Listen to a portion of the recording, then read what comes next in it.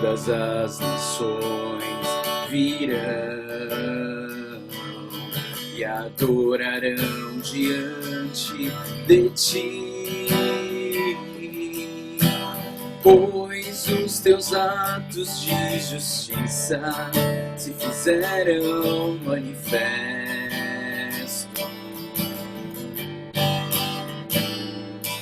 Ó Rei das nações, quem não temerá, quem não glorificará teu nome?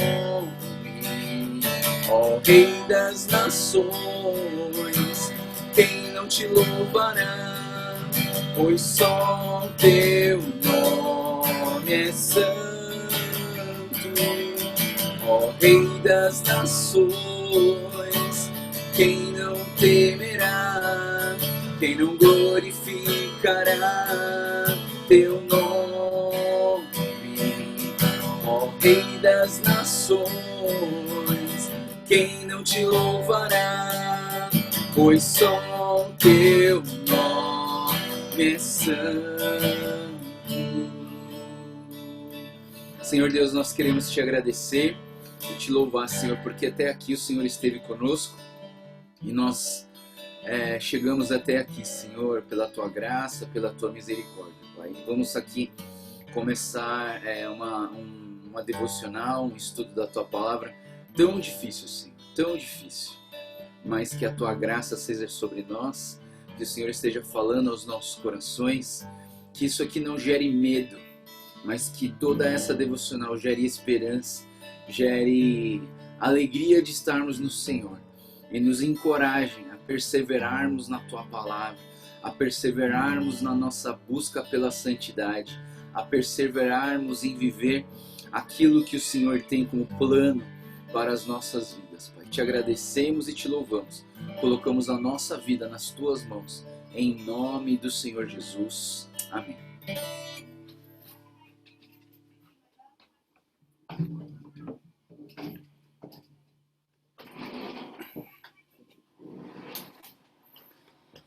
Bom, vamos lá. A gente parou ontem no capítulo 6, né? A gente fez até o capítulo 5, aliás. E até o capítulo 5, então, a gente começou a ver aí as coisas futuras, né? As coisas que acontecerão. A gente viu basicamente do que acontecerá, que será a adoração nos céus, né? Mas assim, o que a gente vai estar vendo agora começa uma parte assim bastante difícil, que vai trabalhar a questão da grande tribulação, né? E essa grande tribulação, ela é bem complicada, pessoal. Na verdade, assim, ela é complicada porque a gente não tem como entender essas coisas agora. Pra gente, é uma coisa bastante esquisita, né? Porque a gente não tá vendo essas coisas, né? Então, assim, eu também não posso declarar para vocês, não posso falar para vocês que o que está escrito aqui já está acontecendo, ou já estamos na metade, ou ainda não aconteceu, entendeu? Eu não quero especular, eu não quero ficar criando alguma imagem ou alguma definindo para vocês, falando assim, não, esse aqui o quarto selo já está aberto, o terceiro selo já está aberto, já estamos na terceira trombeta, entendeu? Eu não quero falar exatamente assim, mas eu creio que a ideia do Apocalipse, principalmente a ideia de estarmos estudando tudo isso, a ideia de estar aqui, de que esse texto está aqui na Bíblia, eu creio que é para nossa esperança, eu creio que é um alerta para que nós possamos estar sempre preparados, um encorajamento para nós nunca desistirmos dos caminhos do Senhor e vivermos a presença gloriosa de Deus nas nossas vidas, segundo aquilo que está escrito na palavra. E para mim é o seguinte, todas as promessas até agora foram realizadas. Então, o que está escrito aqui vai acontecer, ou já está acontecendo, mas assim, o que está se falando aqui não é para mim, você entende, pessoal? Isso aqui, todos esses castigos, todas essas pragas, elas não são para mim, nem para você. Elas são para aqueles que não seguem o caminho do Senhor Jesus, aqueles que não seguem o caminho de Deus. Então, assim, nós precisamos ficar apavorados? Não. Nós precisamos estar confiando em Deus e nós precisamos olhar tudo isso aqui e crer que Deus está no controle de todas as coisas e tudo que Ele prometeu vai se cumprir e a gente vai depender e a gente vai confiar nessa verdade, né? Então vamos lá, começa aqui a grande tribulação. A gente vai uma jornada dificílima do capítulo 6 até o capítulo 18. E aí a gente vai ter aqui uma descrição detalhada dos castigos e dos acontecimentos da tribulação. O que é a tribulação? Tribulação é um período de muita ação de Deus no castigo justo de todas as pessoas que adoram ou estão adorando o anticristo, que não querem adorar a Deus, que não querem saber de Deus, que não querem se entregar para Deus, que estão vivendo blasfêmias, que estão vivendo heresias e eles estão vivendo dessa maneira, né? Então, por isso que a gente vai ver a mão de Deus agindo de uma forma tão impetuosa e aos nossos olhos parece até injusto, parece, poxa, esse Deus é mau. Não, pessoal, nunca pense nesse sentido que Deus é mau. Aqui ele está aplicando a justiça, tá? Tem muita coisa que a gente vai olhar, poxa, mas quanto sofrimento. Mas Deus está aplicando a justiça.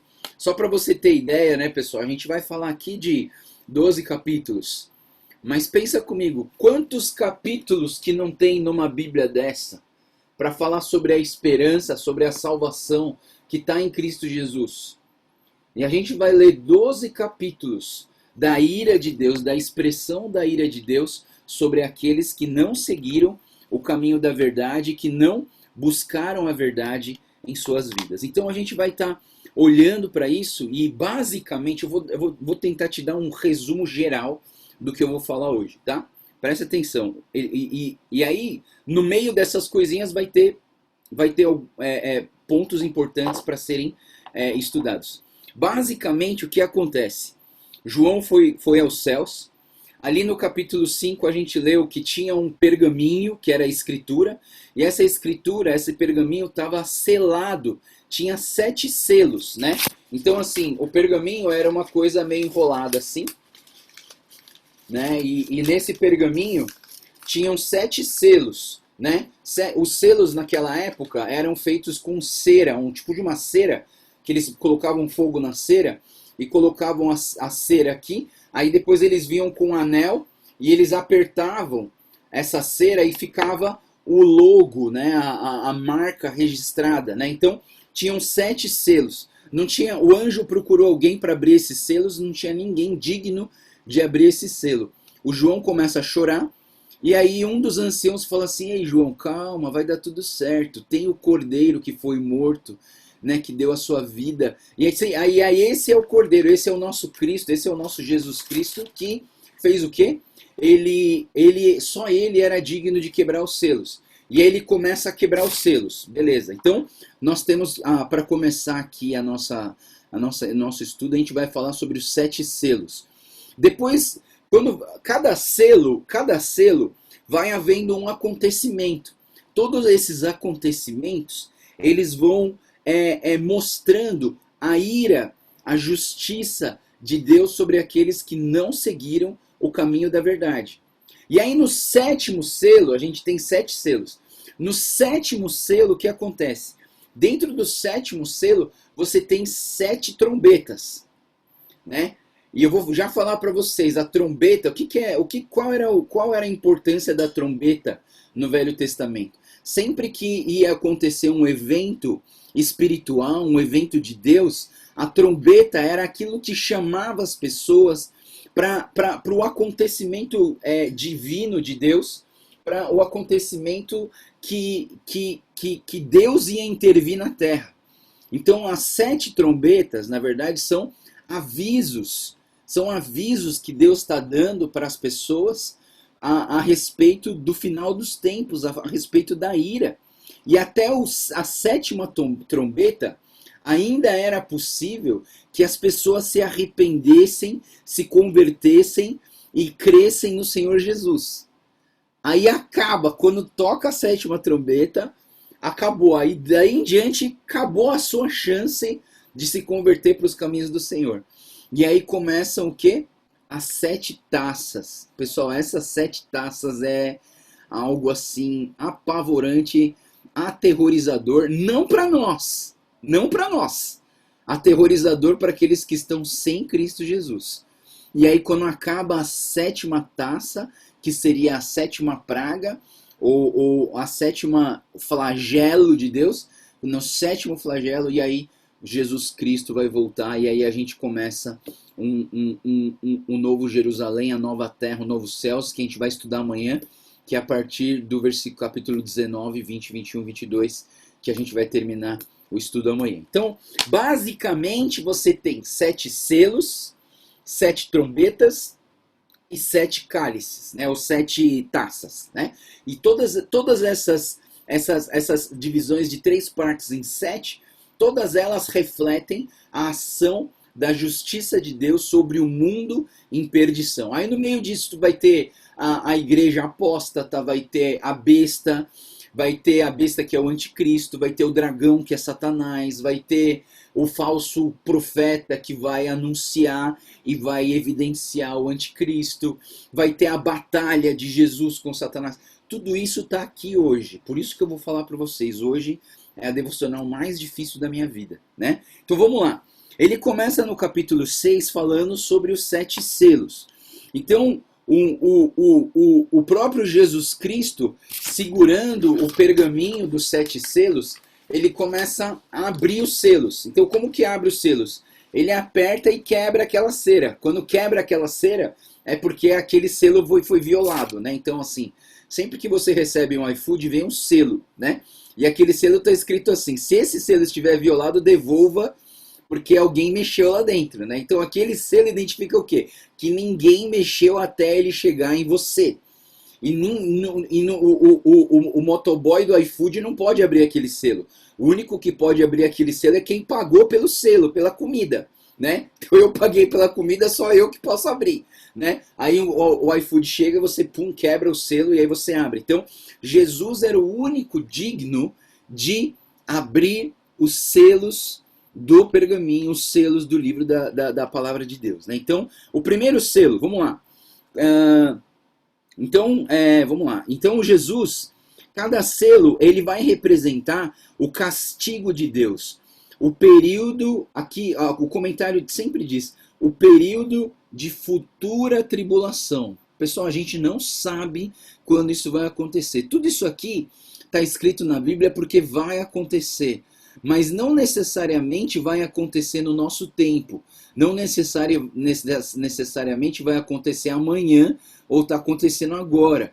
Então, eu e você, nós precisamos ficar preocupados com esses selos? Não. Nós precisamos estar atentos, vigilantes. Nós precisamos ser como as 5 virgens que estão sempre preparadas para a volta do noivo. Nós temos que ser a igreja gloriosa, a esposa de Deus, que vai casar e vai viver eternamente com Deus. Então, nós já estamos preparados. O que a gente vai ler agora é a ação de Deus, a promessa de Deus sobre a vida dos ímpios, sobre os acontecimentos do mundo. Primeiro selo, versículo 1 e 2, ele diz assim: observei quando o cordeiro abriu o primeiro selo, o primeiro dos 7 selos, então ouvi um dos seres viventes dizer com voz de trovão: venha. Olhei e diante de mim estava um cavalo branco. O seu cavaleiro empunhava um arco e foi-lhe dada uma coroa que cavalga como vencedor, determinado a vencer. Então, o primeiro, deixa eu já dar uma explicação para facilitar. Tudo que eu estou fazendo é para tentar facilitar, tá, pessoal? Eu não estou tentando complicar. O negócio é difícil. Eu estou tentando simplificar para vocês entenderem melhor, tá?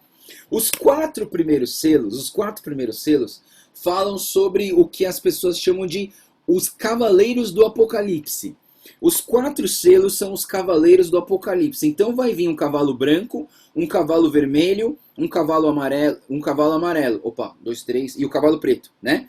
Então são 4 cavaleiros. Esses cavaleiros significam esse período de tribulação, ou castigo de Deus sobre a vida daqueles que não se entregaram a Jesus Cristo. Então, o primeiro selo vai falar sobre a vinda do anticristo.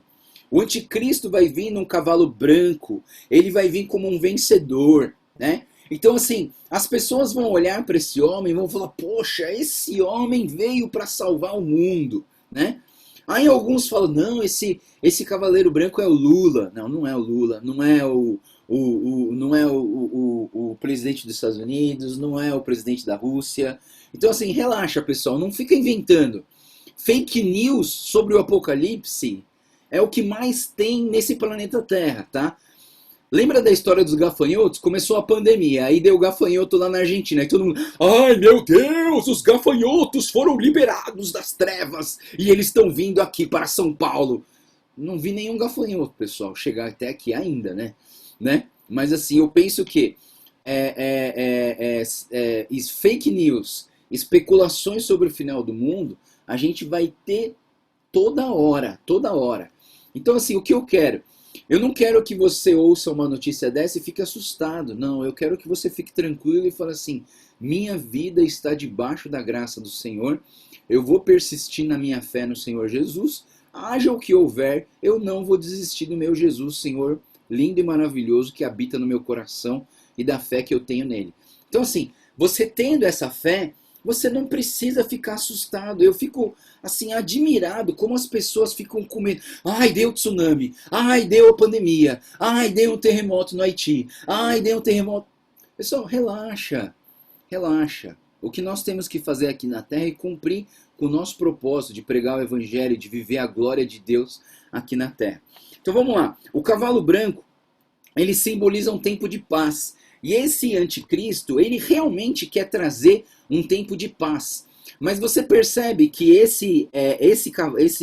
a pessoa que cavalga nesse cavalo branco, ela vem de branco e ela segura um arco.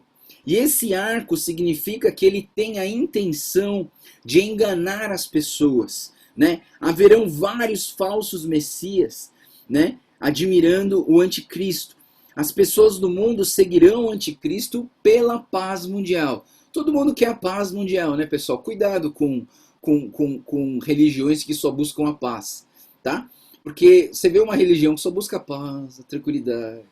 Vamos meditar no transcendental, né? Cuidado, pessoal, cuidado. Por quê? Porque na realidade a gente vai ter tempos de dificuldade, vai ter tempos de juízo e não é só paz, não. Então se você ficar olhando para o mundo e ficar pensando, poxa, essa pessoa veio aqui no mundo para trazer paz, né? E o próprio Jesus disse assim, eu não vim trazer paz, eu vim trazer guerra, né? Então de certa maneira é complicado isso. E a paz que ele dá para nós não é uma paz desse mundo, né? Jesus fala, essa paz vos dou, não como o mundo a dá, mas é uma paz diferente, é uma paz que vem lá dentro do nosso coração. É diferente, né? Então, assim, o primeiro selo é a vinda do anticristo. O segundo selo é o espírito da guerra, que é o cavalo vermelho. E ele vem com uma grande espada, e essa grande espada vai trazer o castigo de Deus para as pessoas. Muitos morrerão pela guerra, e vai haver as batalhas mais sangrentas, haverá muito sofrimento e morte aos adoradores da besta. Então o versículo 3 e 4 vai trabalhar essa questão. O cordeiro abriu o segundo selo, ouviu uma voz dizendo, o segundo ser vivente, venham. Então saiu um outro cavalo, que era vermelho, seu cavaleiro recebeu o poder para tirar paz da terra e fazer com que os homens se matassem uns aos outros, e foi dada uma grande espada. Então esse é o segundo selo, é o espírito da guerra. Então vai haver muitas guerras. Então assim, pensou-se no final dos tempos na Primeira Guerra Mundial? Com certeza. Pensou-se no final dos tempos na Segunda Guerra Mundial? Com certeza. Na Guerra do Golfo? Com certeza. Todas as vezes que você vê uma guerra, as pessoas especulam sobre o final do mundo, né? Mas a gente não sabe. Eu preciso ficar preocupado com isso? Não. Eu preciso confiar no plano de Deus, confiar em Deus. Eu preciso ter medo do quê? Eu preciso ter medo de Deus, que é Ele que define se eu vou para o inferno, se eu vou para o céu.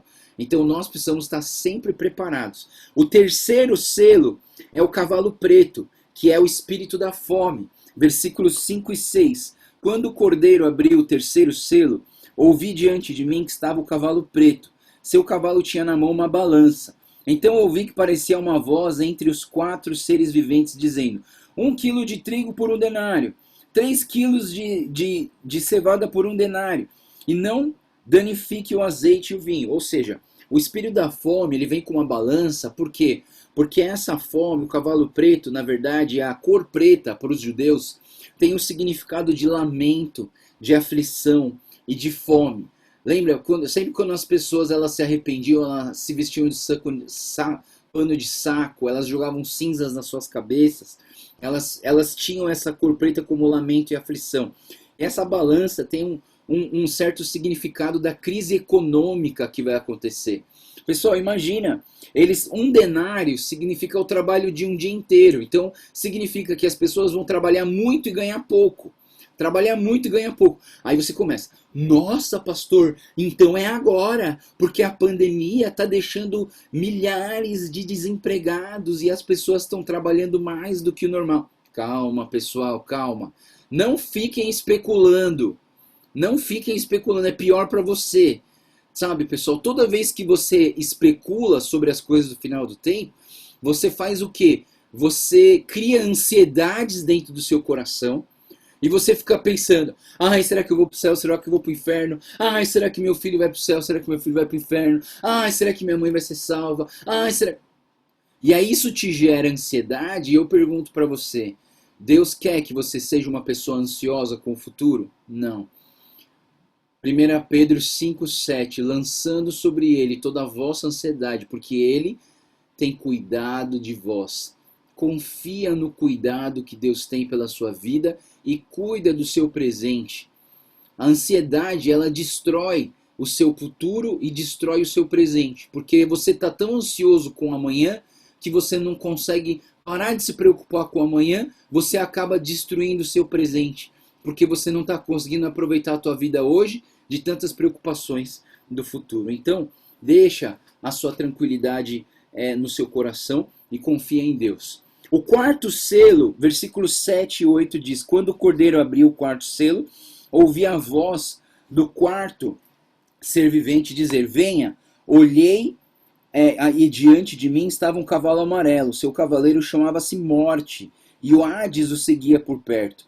Foi-lhe dado poder sobre um quarto da terra para matar pela espada, pela fome, por pragas, por meio de animais selvagens na terra. E aqui o espírito da morte, ele é esse cavalo amarelo que vem com o Hades. O Hades é as portas do inferno, né? E eles vêm seguindo de perto esse cavaleiro da morte, né? Diz aqui que ele vai dar autorização para que esse espírito possa aniquilar ou acabar com um quarto da terra para matar. E grande parte dessa pessoa, das pessoas que morrem aqui nesse período, elas vão para o inferno e conforme também a ação dos outros 3 selos, tá? Então, beleza, pessoal, chegamos no quarto selo.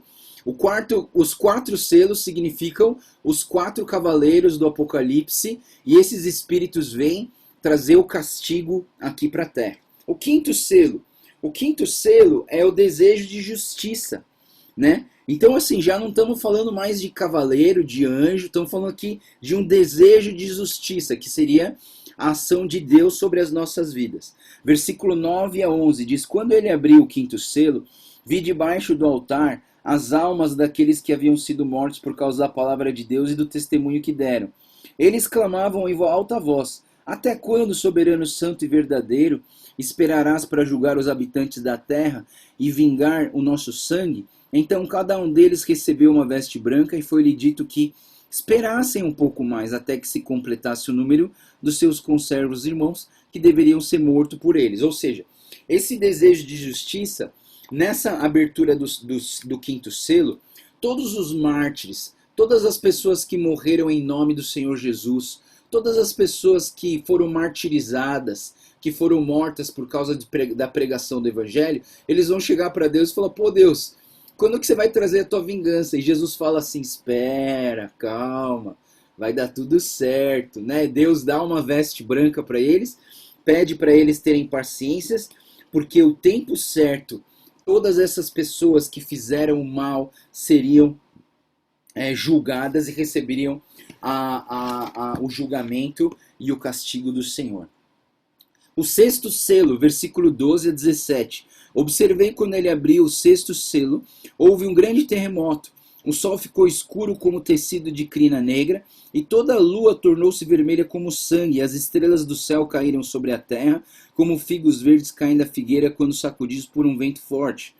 O céu foi recolhendo como se enrola um pergaminho, e todas as montanhas e ilhas foram removidas dos seus lugares.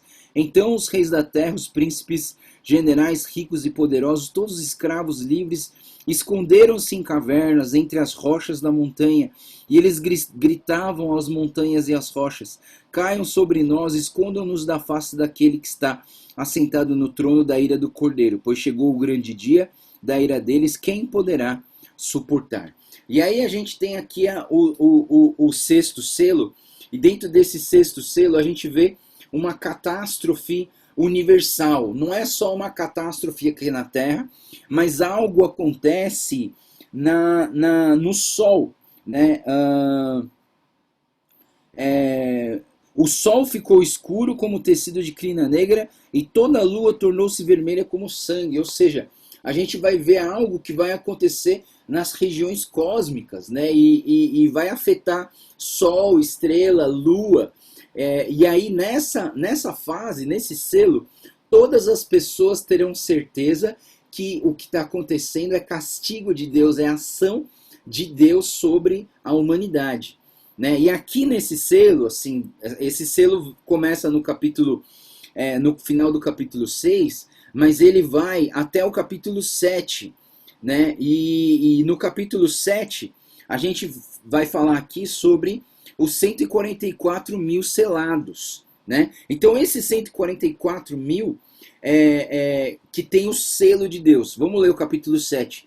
Depois disso vi 4 anjos em pé, os 4 cantos da terra, retendo 4 ventos para impedir qualquer vento soprasse da terra, no mar ou em qualquer árvore. Então vi outro anjo subindo do oriente, tendo o selo do Deus vivo, e ele bradou em alta voz aos 4 anjos da quem havia sido dado o poder para danificar a terra e o mar. Não danifiquem nem a terra, nem o mar, nem as árvores, até que selemos as testas dos servos do nosso Deus. Então ouvi o número dos que foram selados, 144 mil de todas as tribos de Israel. Da tribo de Judá, aí está escrito aqui, porque são 12 de cada tribo, a grande multidão com vestes brancas. Versículo 9. Depois disso olhei diante de mim, estava uma grande multidão, que ninguém podia contar, de todas as nações, tribos, povos, línguas, em pé diante do trono do Cordeiro, com vestes brancas segurando nas palmas.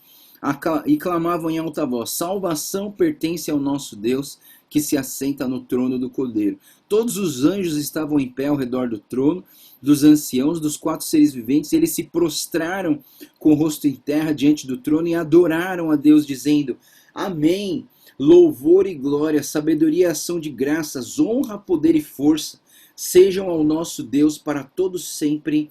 Amém. Então um dos anciãos me perguntou: quem são esses que estão vestidos de branco e de onde vieram? Respondi: Senhor, tu sabes. E ele disse: estes são os que vieram da grande tribulação, lavaram as suas vestes e alvejaram no sangue do Cordeiro. Por isso eles estão diante do trono de Deus e servem dia e noite em seu santuário. Aquele que está sentado no trono estenderá sobre eles o seu tabernáculo.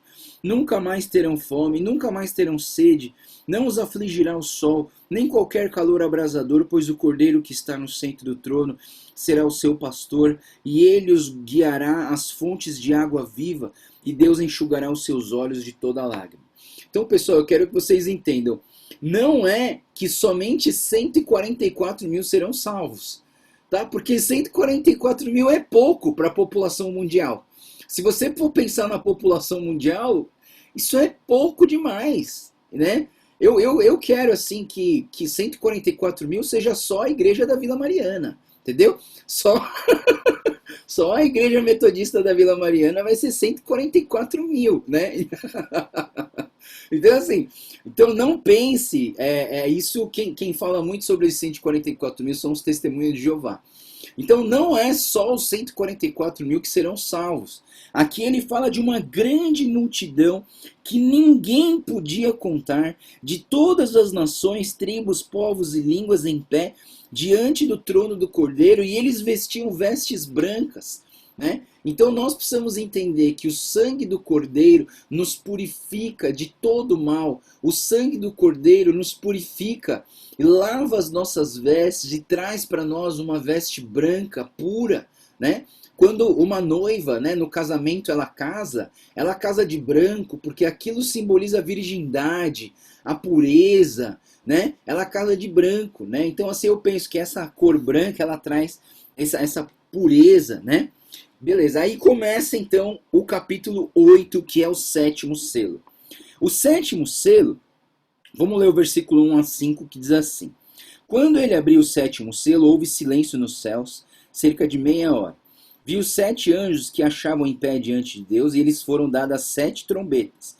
Outro anjo que trazia um incensário de ouro aproximou-se e colocou em pé junto ao altar, e a ele foi dado muito incenso para oferecer como orações de todos os santos sobre o altar de ouro diante do trono. E da mão do anjo subiu diante de Deus a fumaça do incenso com as orações dos santos. Então o anjo pegou o incensário, encheu-o com fogo do altar e lançou sobre a terra. E houve trovões, vozes, relâmpagos e um terremoto. Então vamos lá, pessoal. O sétimo selo, ele começa com um silêncio. E esse silêncio de Deus aqui é um silêncio que eu experimento várias vezes. É o silêncio de aguardar a resposta das pessoas pelo arrependimento e a conversão. Por que eu falo para vocês que eu já experimentei várias vezes esse silêncio? Toda vez que eu prego, que eu faço uma pregação de apelo, né? Quando eu faço uma pregação de apelo, pessoal, você precisa conhecer a Jesus, você precisa entregar sua vida para Jesus, deixa a sua vida na mão de Jesus. Se você quer aceitar Jesus no seu coração, levanta uma mão e dá um sinal para mim que eu quero orar pela sua vida. Aí fica um silêncio. Ninguém fala nada, ninguém ouve nada, e aí dentro do coração das pessoas fica aquele negócio assim: levanta a mão, não levanta a mão, levanta a mão, não levanta a mão, levanta a mão, não levanta a mão, entendeu? É esse o silêncio de Deus. Deus está aguardando, depois dos 6 selos que aconteceram, depois dos 6 castigos que já foram derramados, Deus ele dá uma espera. Aí você fala assim: pô, Joel, mas ele está esperando só meia hora, né? Um silêncio do céu há cerca de meia hora, né? Agora, pensa comigo, pessoal, tem um texto da Bíblia que fala que um minuto para Deus é como se fosse 1000 anos. Agora, conta 1000 anos vezes 30. Não sei, né, pessoal? Então, assim, o tempo, Deus não tem relógio, né? Então, tipo assim, se Deus esperou 30 minutos, meia hora, quanto que é meia hora para alguém que é eterno? Para nós, meia hora é 30 minutos, né? Mas o que é 30 minutos para um ser que é eterno? Entendeu? De uma certa maneira, Deus está dando um tempo justo para que as pessoas se arrependam dos seus pecados e se convertam dos seus maus caminhos, olhando para todo esse castigo que está assolando a terra e aqueles que não seguiram os seus caminhos. Então, aqui, nesse período, então, aparece 7 anjos com 7 trombetas, né? E aí começa, então, as 7 trombetas. E depois de tudo isso, Jesus virá com o seu poder, né? Então, ele já declara isso, né? Então, esse silêncio, ele está esperando as pessoas, e aparecem os 7 anjos, e aparece... E esse selo vai trazer consequências terríveis para as pessoas, né? Então, capítulo 8, versículo 7, vai começar então as 7 trombetas. Uma coisa muito importante que eu queria, se você estiver anotando sobre as 7 trombetas, eu acho que o comentarista muito feliz colocou essa frase para a gente pensar. Ele diz o seguinte: o pecado não ficará sem consequência. Não haverá, mas haverá tempo de arrependimento e conversão. Só até a última trombeta. Então, até a última trombeta ainda existe a possibilidade das pessoas se arrependerem dos seus pecados e voltarem para o caminho do Senhor e seguirem o caminho do Senhor. Mas depois que tocar a sétima trombeta, acabou. Porque daí, quando as taças começarem a ser derramadas, já não tem mais chance das pessoas se converterem. Mas o que eu acho importante de a gente pensar aqui, pessoal? O pecado não ficará sem consequência. Sabe, pessoal, você já viu uma mãe que fica falando assim: se você fizer isso, eu vou te deixar de castigo. Se você fizer isso, eu vou te bater. Se você fizer isso, eu vou tirar o seu iPad. Se você fizer isso, eu vou tirar. E nunca tira, e nunca bate, e nunca dá castigo, e nunca faz nada, só fala. Eu queria dizer para vocês que quando Deus fala, Deus cumpre. E nenhum pecado vai ficar sem sofrer a consequência. Tá, pessoal? A gente está falando aqui de um pai, não só um pai amoroso, que ama demais os seus filhos, mas a gente está falando aqui de um pai justo, que quer o melhor para as pessoas. E o pecado vai sofrer as consequências. Ouve o que eu estou falando, pessoal, é o que a palavra de Deus diz. O pecado não vai ficar sem consequência, tá? Deus não é aquela mãe que fica assim: se você fizer isso, eu vou tirar seu iPad. Se você fizer isso, eu vou deixar você de... Não. Deus vai cumprir com o castigo dele. E os 7 selos, as 7 trombetas e as 7 taças estão mostrando pra gente que Deus não é um Deus de ameaça. É um Deus que realmente cumpre com as promessas e que cumpre com as consequências do pecado. Vamos lá, primeira trombeta, capítulo 8, versículo 7. O versículo diz: o primeiro anjo tocou a sua trombeta e granizo de fogo misturado com granizo de fogo misturado com sangue foram lançados sobre a terra. Foi queimado 1/3 da terra e 1/3 das árvores e de toda a relva verde. Então esse granizo de fogo misturado com sangue, ele vai acabar com 1/3 da natureza. E aí os desastres, muitos desastres, afligirão a terra. A segunda trombeta é o versículo 8 e 9. Segundo anjo tocou a segunda trombeta, e algo como um grande monte em chamas foi lançado ao mar. 1/3 do mar transformou-se em sangue, morreu 1/3 das criaturas do mar, e foi destruído 1/3 das embarcações. Então essa segunda trombeta é tipo um meteoro que cai sobre o mar e mata 1/3 dos animais marinhos e 1/3 das embarcações. Pessoal, guarda esse negócio de 1/3, tá? Quando a gente chegar no cálice, você vai entender por que é 1/3. Né? Você vai entender. Vamos lá, terceira trombeta, versículo 10 e 11. O terceiro anjo tocou a segunda trombeta e caiu dos céus uma grande estrela, queimando como tocha sobre 1/3 dos rios e das fontes das águas, e o nome da estrela é Absinto.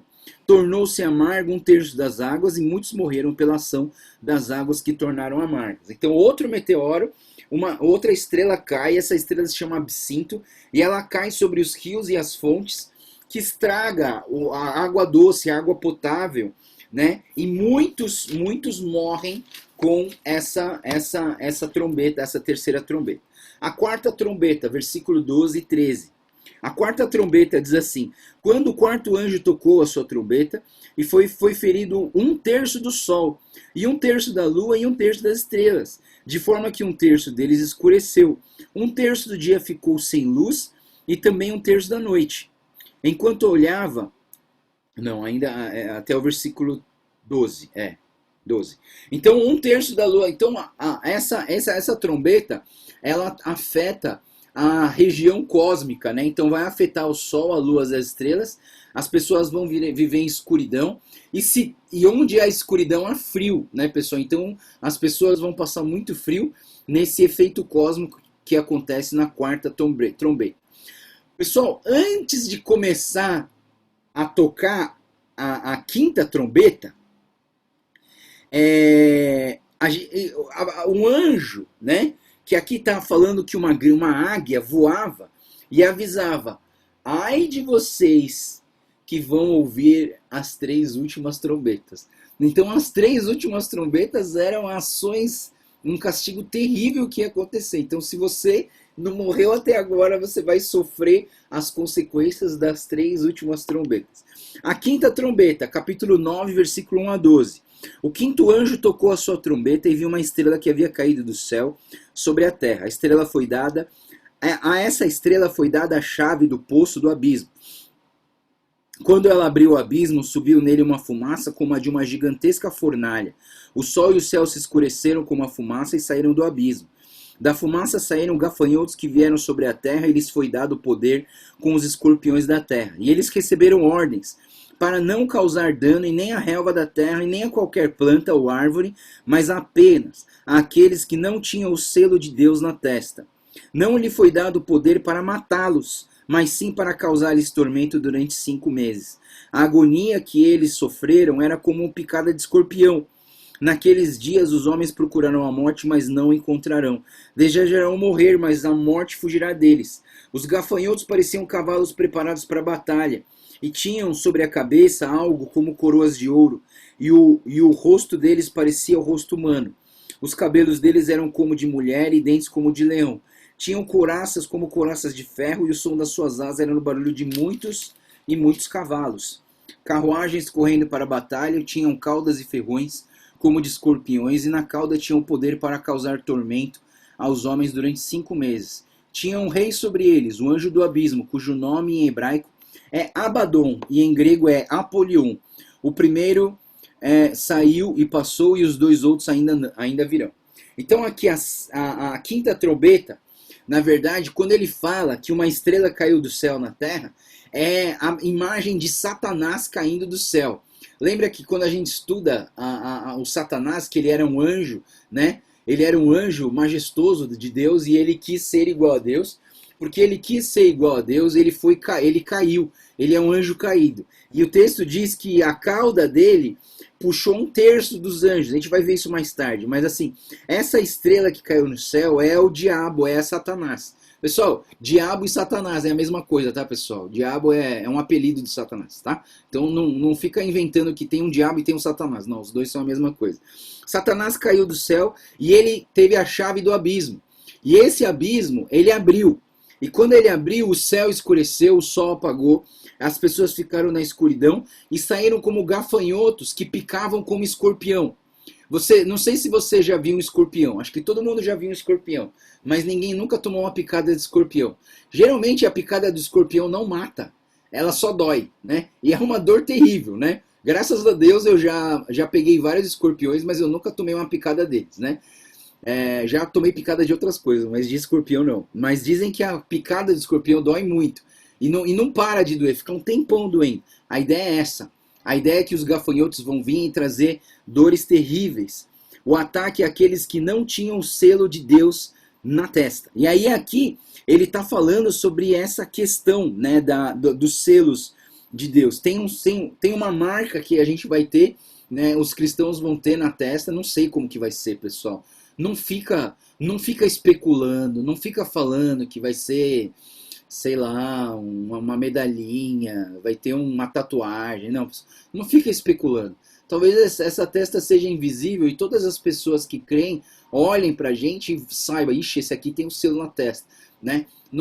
Talvez não tenha alguma coisa visível aos nossos olhos, mas aos olhos de Deus nós estamos selados. Aos olhos de Deus o Espírito Santo é o selo da promessa, não é verdade? Quando a gente estuda a palavra de Deus, fala que o Espírito Santo é o selo da promessa. Todos aqueles que foram batizados com o Espírito Santo, todos aqueles que experimentaram a plenitude da graça do Espírito Santo nas suas vidas, essas pessoas foram seladas pelo Espírito Santo, né? E nós temos esse selo. Então não fique preocupado se o selo vai ser grande, se ele vai ficar pequeno, se dá para passar, sei lá, não vou nem ficar inventando nada, tá? Então assim, esse é a quinta trombeta. Vamos para a sexta trombeta. Capítulo 9, do capítulo 9, 13, olha só que grande, do capítulo 9, 13 até o capítulo 11, 14, a gente está no meio do sexto selo. E é importante você perceber, né, pessoal, que entre o sexto selo e o sétimo, entre a sexta trombeta e a sétima trombeta, tem um interlúdio, tem coisas que acontecem no meio tempo. Quando a gente chegar nas taças, nos flagelos, nas pragas, entre a sexta praga e a sétima também tem um interlúdio grande, tá? Então assim, vamos prestar atenção um pouquinho do que está acontecendo aqui. A sexta trombeta, então, Diz assim, versículo 13, 9 e 13. O sexto anjo tocou a sua trombeta e ouviu uma voz que vinha das pontas do altar de ouro que está diante de Deus. E ela disse ao sexto anjo que tinha a trombeta: solte os 4 anjos que estão amarrados junto ao grande rio Eufrates. Os 4 anjos que estavam preparados para aquela hora, dia, mês e ano, foram soltos para matar 1/3 da humanidade. O número de cavaleiros que compunham o exército era de 200 milhões, e eu ouvi o seu número. Os cavalos e os cavaleiros que vi em minha visão tinham 7 aspectos, e suas couraças eram vermelhas como fogo, azuis como jacinto, amarelas como enxofre. A cabeça dos cavalos parecia a cabeça de um leão com boca de lança, com a boca lançavam fogo, fumaça e enxofre. 1/3 da humanidade foi morto pelas 3 pragas. De fogo, fumaça e enxofre saíram das suas bocas. O poder dos cavalos estava na boca e na cauda, e pois as suas caudas eram como cobras, que tinham cabeças das quais feriam as pessoas. O restante da humanidade que não morreu por essas pragas, nem assim se arrependeu das suas obras, as obras das suas mãos. Eles não pararam de adorar os demônios e os ídolos de ouro, prata, bronze, pedra, madeira, ídolos que não podem ver, nem ouvir, nem andar. Também não se arrependeram de seus assassinatos e das suas feitiçarias, da sua imoralidade sexual e dos seus roubos. Então a gente vê aqui que a sexta trombeta libertou 4 anjos caídos que estavam amarrados no Eufrates. Quem são esses espíritos? Sei lá, pessoal. Eu também não quero ficar pensando quem é esse anjo, o nome desse anjo, o que ele faz, como que ele... O que eu sei é, esses 4 demônios, esses 4 anjos caídos que estavam amarrados no Eufrates, poderosos, eles vão ser soltos na sexta trombeta. Aí você pensa assim, poxa Deus, o pastor Joel, como que o Deus, nosso Deus, vai usar os demônios para castigar? Lembra, pessoal, que ele usou o Império da Babilônia para escravizar o povo de Deus lá no Velho Testamento, porque eles não obedeciam a palavra de Deus, e a Babilônia veio com tudo, estragou, arrebentou, queimou o templo, destruiu as coisas, matou as pessoas e levou cativo as pessoas para a Babilônia, e eles ficaram no exílio por 70 anos. Você entende, pessoal, que Deus usa as pessoas para castigar? Deus usa aquilo que não é dele. Eles eram gentios, eles não eram do povo de Israel, e eles foram usados por Deus. E depois veio o rei da Assíria, né? A Síria que veio dominando a Babilônia e que libertou o povo de Israel, também não era o povo de Deus, mas foi usado por Deus. Ou seja, Deus utiliza até de inimigos ou pessoas que não conhecem a Deus para que eles sejam usados por Deus. E aqui a gente vê que tinha um exército de 200 milhões, e eu quero que vocês guardem esse exército, porque esse exército aqui, quando chegar ao sétimo cálice, a sétima taça, que vai ser derramada sobre a terra, essa taça vai ser o Armagedon, que é a batalha final de Jesus contra Satanás, e diz que esses 200 milhões, o exército desses 4 demônios caídos, eles vão se juntar e eles vão atacar o povo de Deus, a Israel convertida, e vão querer destruir Israel. E lá, essa batalha vai acontecer no Armagedon, que se chama Megido, que é um lugar lá em Israel. Eu subi num monte, lá quando eu fui para Israel, e o pastor Luiz Saião falou para mim, Joel, aqui é o Megido, aqui é o Armagedon. É aqui que vai acontecer a última batalha. Eu olhei e falei assim, Jesus, o que será que vai acontecer no último dia, né? Mas essa é a explicação que se faz da sexta trombeta, né? Então eles vão tentar destruir Israel. E por que esses 4 anjos eles querem destruir Israel, pessoal? Por quê? Porque eles querem de qualquer jeito impedir a segunda volta do Senhor Jesus Cristo. Porque eles querem continuar dominando aqui na terra. Mas não tem jeito, pessoal. Não tem como você barrar a obra de Deus. Não tem demônio, não tem Satanás, não tem nada nesse mundo que impeça a ação e o cumprimento do plano de Deus nas nossas vidas. É por isso que você pode ficar tranquilo. É por isso que você pode descansar nos braços do Pai. É por isso que você pode colocar sua esperança em Deus. Porque o plano de Deus não vai ser frustrado. não vai ser frustrado. Então você pode confiar nesse Deus que Ele vai cuidar da sua vida.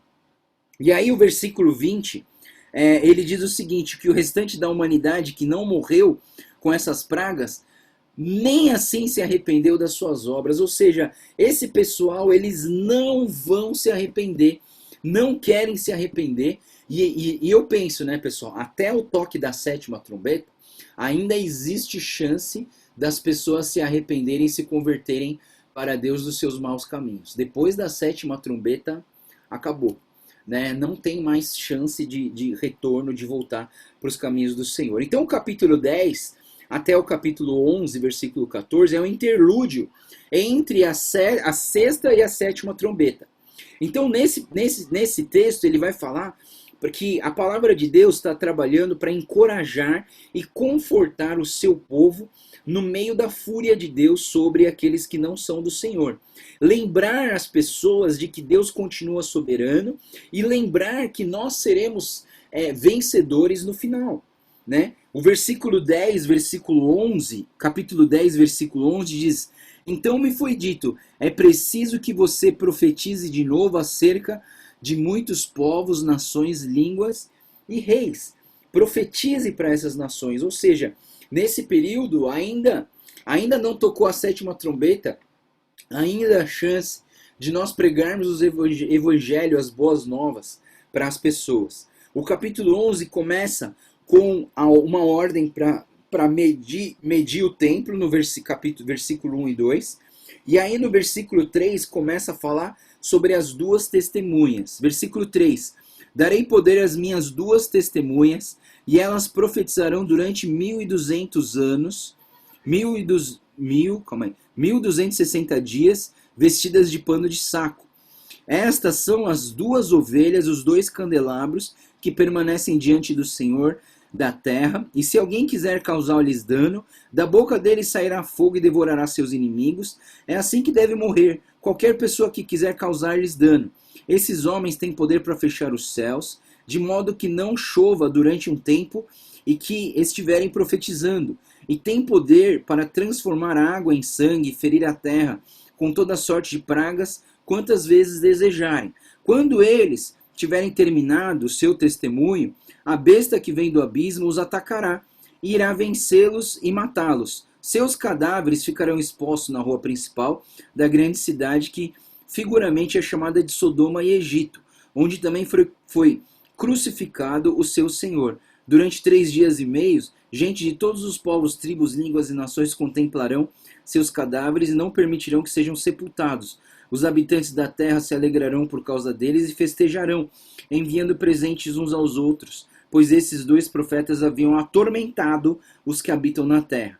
Mas depois dos 3 dias e meio, entrou neles um sopro da vida da parte de Deus, e eles ficaram em pé, e um grande terror tomou conta daqueles que os viram. Então eles ouviram uma forte voz dos céus que diziam: subam para cá. Eles subiram para os céus numa nuvem enquanto seus inimigos olhavam. Naquela mesma hora houve um forte terremoto e 1/10 da cidade ruiu. 7.000 pessoas foram mortas no terremoto e sobreviventes ficaram aterrorizados e deram glória a Deus nos céus. Vamos entender o que são essas 2 testemunhas, né? A maioria dos comentaristas, eles entendem que essas 2 testemunhas são Moisés e Elias. Lembra no Monte da Transfiguração? Jesus subiu no Monte da Transfiguração e ali ele bateu um papo, né? Pedro, Tiago e João estavam juntos, eles foram testemunhas e viram, as vestes deles se tornaram brancas, e eles então, Jesus encontrou com Moisés e Elias. Moisés e Elias, eles eram essas pessoas que tinham o poder de Deus. Eles eram homens normais, homens comuns como você e eu, mas que foram usados por Deus para testemunhar. Moisés, ele trouxe as pragas para o Egito, para a libertação do povo. E o Elias era um homem poderoso, onde as suas palavras e a sua oração era poderosa para parar a chuva. E aqui a gente vê que, nesse relato, que esses homens, essas 2 testemunhas, elas vieram para aterrorizar as pessoas, no sentido de que eles estavam falando sobre o castigo que viria para essas pessoas se elas não se convertessem. Presta atenção, a sétima trombeta ainda não foi tocada. Então as pessoas ainda tinham a chance de se converter dos seus maus caminhos e voltarem para Deus. E todos os que tentavam atacar essas testemunhas, elas se davam mal. Mas o que aconteceu foi que eles, de uma certa maneira, eles foram mortos. E eles ficaram mortos durante 3 dias e meio. E só que o sopro da vida entrou neles. Pensa comigo, pessoal. Assim como Jesus foi morto e ficou 3 dias e meio morto, depois ele ressuscitou, porque o Espírito da vida veio. E quando ele veio, eles não fizeram nada, eles simplesmente subiram, porque a voz disse sobe, e eles subiram, e deixaram as coisas acontecerem, né? E nessa hora houve um grande terremoto, e 1/10 da cidade ruiu, e 7.000 pessoas morreram, e as pessoas ficaram aterrorizadas, e as pessoas começaram a reconhecer que tudo isso era ação de Deus na vida deles.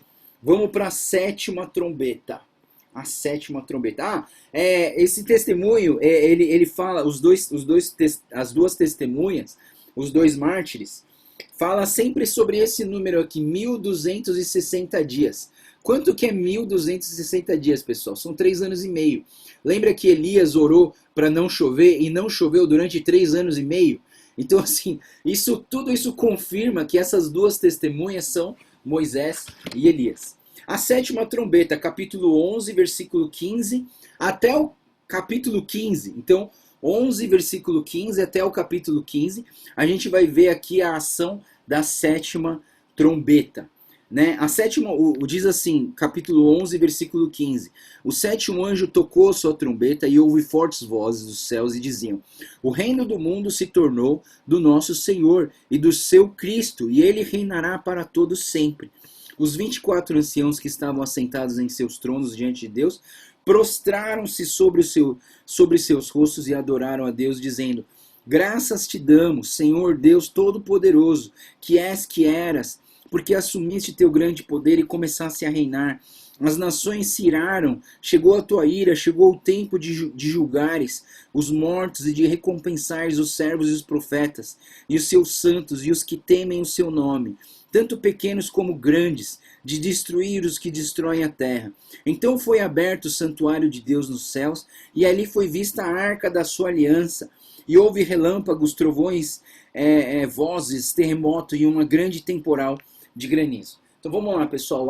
Quando o sétimo selo é aberto, né, a gente vai ver aqui que o reino no mundo se tornou do nosso Senhor, do seu Cristo, e ele reinará pelos séculos dos séculos. Os 24 anciãos prostraram e adoraram ao Senhor.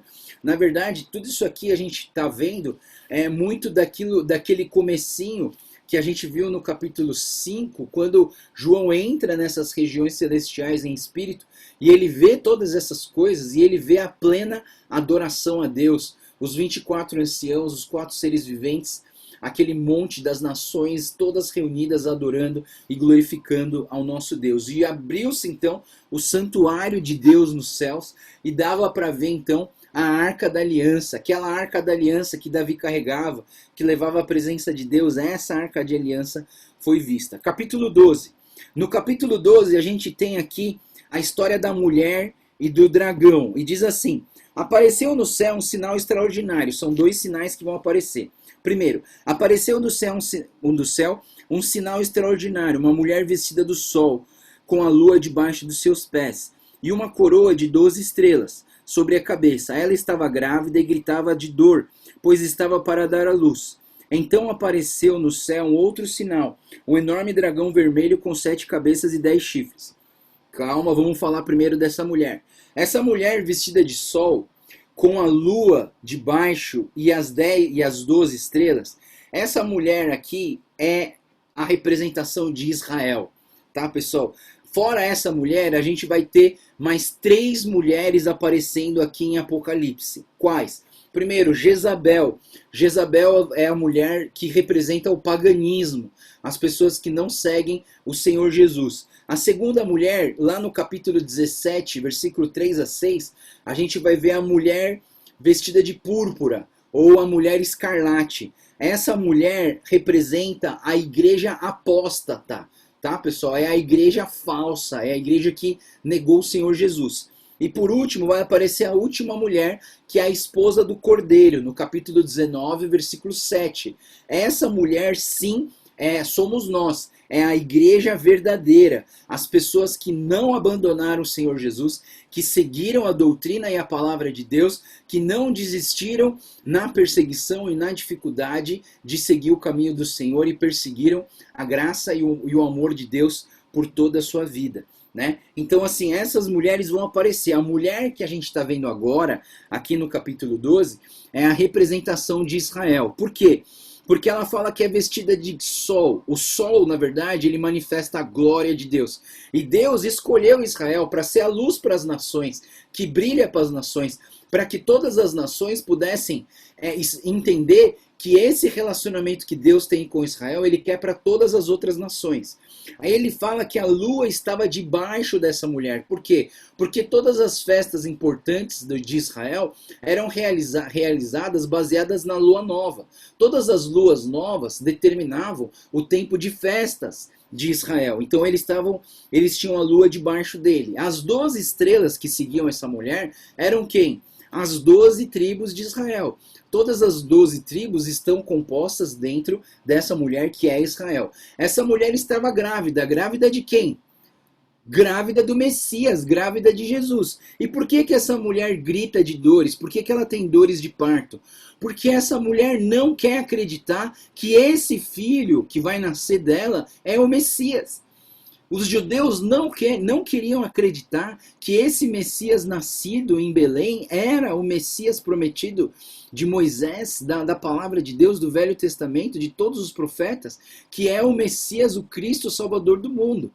Mas um dia, a palavra de Deus diz que muitos, que centenas e milhares de judeus vão se converter para o caminho do Senhor Jesus. E é nesse momento que o inimigo vai querer destruir Israel, para que o Messias, para que Jesus Cristo não volte pela segunda vez.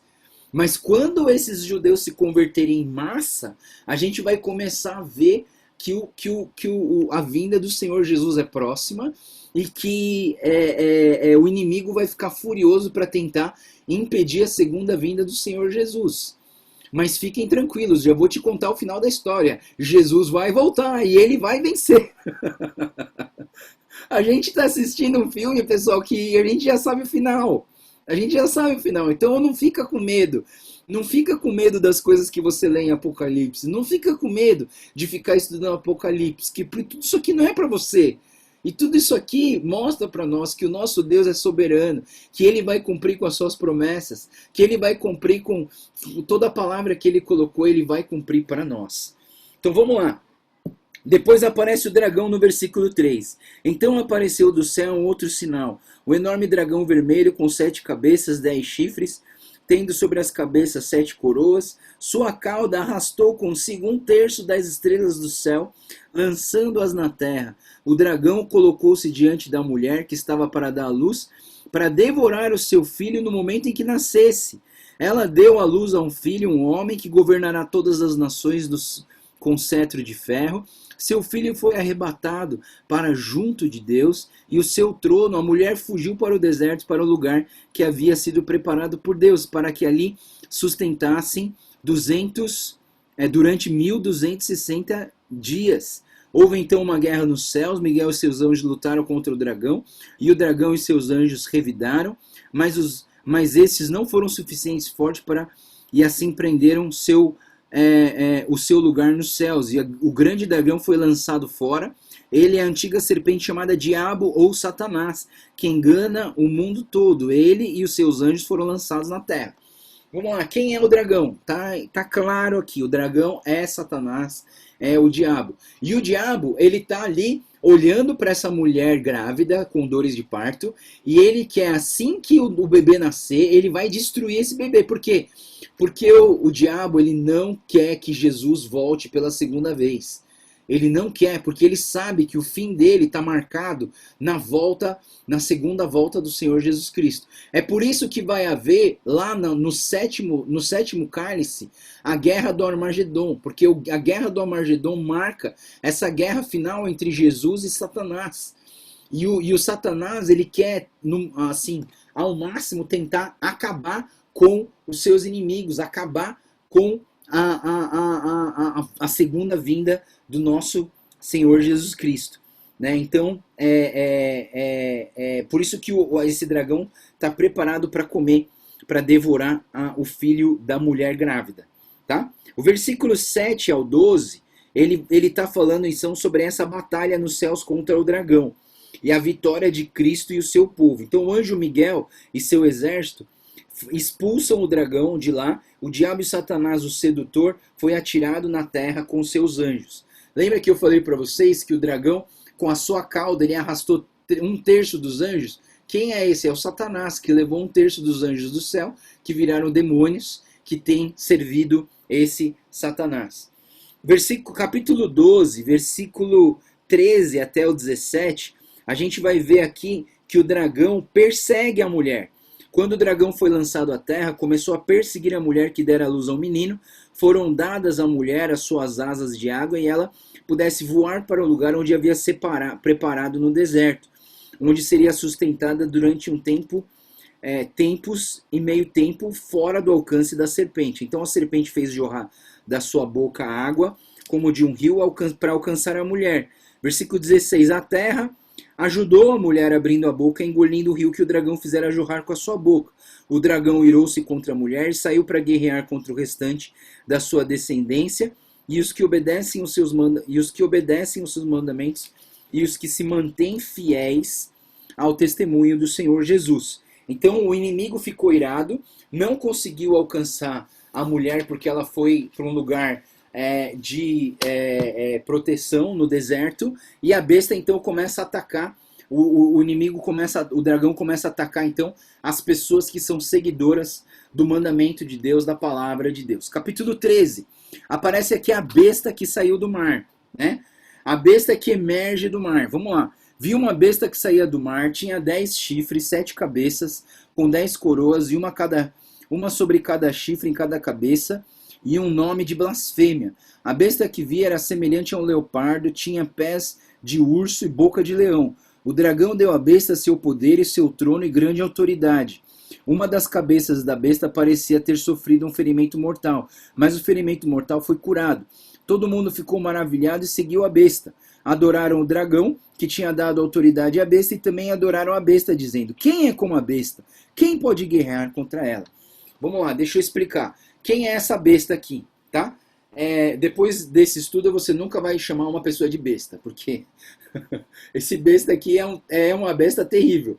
A besta que está falando aqui na Bíblia é o anticristo, né? Então aqui, daqui em diante, a gente vai ver 3 grandes inimigos de Deus, que é o dragão, a besta e o falso profeta que vai anunciar e que vai dar força para a besta. A besta é o anticristo. Pessoal, o anticristo é uma pessoa só. Quem é? Sei lá quem é, pessoal. Eu ainda não sei quem é. Mas eu acho que não é o Lula, não é o Bill Clinton, sei lá, não é ninguém aqui na Terra ainda, não sei. Eu não quero ficar fazendo especulação para ver quem é, né? Mas eu entendo, a gente entende, eu sei, o quê? Que essa besta emerge do mar. E essa besta, ela tinha 10 chifres. Os chifres significam o poder militar que ele vai ter, né? E lá no dragão, quando fala sobre as suas cabeças, fala sobre os reinos que ele tinha dominado, né? E o nome dele vai ser blasfêmia, porque o que é uma blasfêmia, pessoal? É quando alguém se chama de Deus. Alguém fala assim, não, eu sou Deus. Pronto, mano, blasfêmia pura. Isso é blasfêmia, né? Então, assim, essa besta vai se chamar. Ela é semelhante a um leopardo, é um animal cruel e matador. Elas parecem um leopardo por conta da sua agilidade, a sua destreza em matar. E os seus pés são como de urso e a boca como de leão. E esse será o último governo do mundo, pessoal. O último governo aqui do mundo vai ser o governo da besta. O versículo 7 diz que o anticristo terá autorização para matar os filhos de Deus. Olha só, versículo 7. Foi-lhe dado poder para guerrear contra os santos e vencê-los. Foi-lhe dada autoridade sobre toda a tribo, povo, língua e nação. Todos os habitantes da terra adorarão a besta, a saber que todos aqueles que não tiveram seus nomes escritos no livro da vida do Cordeiro, que foi morto desde a criação do mundo.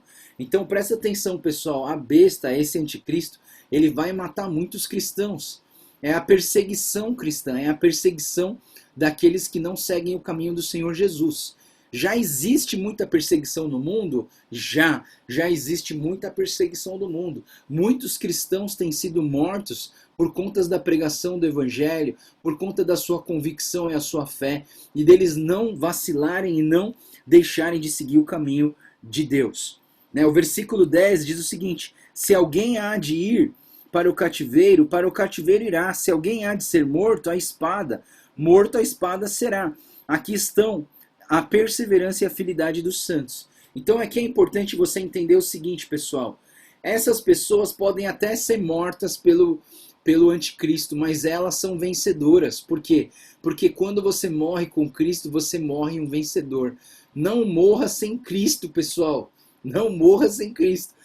Sigam a Jesus, mantenham a sua fé, fundamentada na palavra de Deus, na fé que Deus tem para nós. Então, depois ele vai falar aqui do versículo 11 diante que a besta saiu da terra. E aí o versículo 13, 11, 18 diz que o falso, aparece aqui uma terceira pessoa. Vamos ler aqui. Então vi outra besta que saía da terra, com 2 chifres do cordeiro, mas que falava como dragão. Olha só que interessante, pessoal. Essa segunda besta aqui, ela saiu da terra. A primeira saiu da onde? Do mar. Essa aqui sai da terra. E sai com 2 chifres só. O chifre como de cordeiro. Então ele vai parecer o cordeiro, mas não é o nosso cordeiro não. Parece com o cordeiro, mas ele fala como o dragão. Ele é um enganador. Ele vai mentir, ele vai tentar enganar, ele vai tentar ludibriar as pessoas, enganar as pessoas para levar elas para os maus caminhos. Quem é esse, pessoal?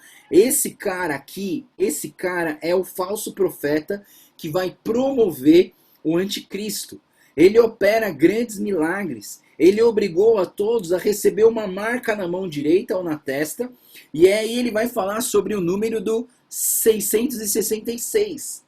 Pessoal, eu preciso ficar preocupado com o número 666? Não preciso ficar preocupado. Porque se eu ficar preocupado com o número 666, isso significa que eu sou vizinho do diabo, pessoal. Sou vizinho do diabo, porque eu moro no 6º andar e o meu apartamento é o 65.